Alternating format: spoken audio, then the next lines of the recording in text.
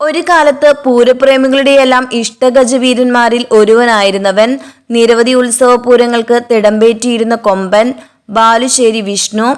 ലോകത്ത് ഒരാളെപ്പോലെ 7 പേരുണ്ടെന്ന് പറയാറുള്ളതുപോലെ വിഷ്ണുവിനും അപരന്മാർ ഏറെയുണ്ട്.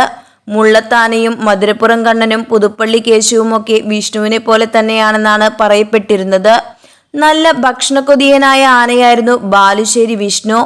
ആസാം മഴക്കാടുകളാണ് ഇവന്റെ ജന്മദേശം. കേരളത്തിലെത്തിയ വിഷ്ണു കോഴിക്കോട് ജില്ലയിലെ ബാലുശ്ശേരി കല്യാൺ വീട്ടിൽ സുനിൽകുമാറിന്റെ ഉടമസ്ഥതയിലായിരുന്നു. പറയത്തക്ക പൊക്കമൊന്നുമില്ലെങ്കിലും കാണാൻ നല്ല ചന്തമുള്ള ഒരാന. അത്ര വലിയ പ്രശ്നക്കാരനൊന്നുമല്ലാതിരുന്ന ഒരു കൊമ്പൻ. സിനിമയിൽ അഭിനയിക്കാനുള്ള ഭാഗ്യവും വിഷ്ണുവിനെ തേടിയെത്തിയിട്ടുണ്ട്. മലയാളത്തിലെ അറിയപ്പെടുന്ന നടനായ ബിജു മേനോന്റെ കൂടെ ലീല എന്ന സിനിമയിലാണ് വിഷ്ണു അഭിനയിച്ചിട്ടുള്ളത്.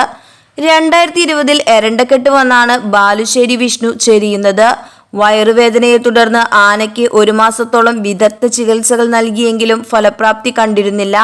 പൂരപ്രേമികളെയെല്ലാം കണ്ണീരിലാഴ്ത്തിക്കൊണ്ട് അവൻ വിട പറഞ്ഞു.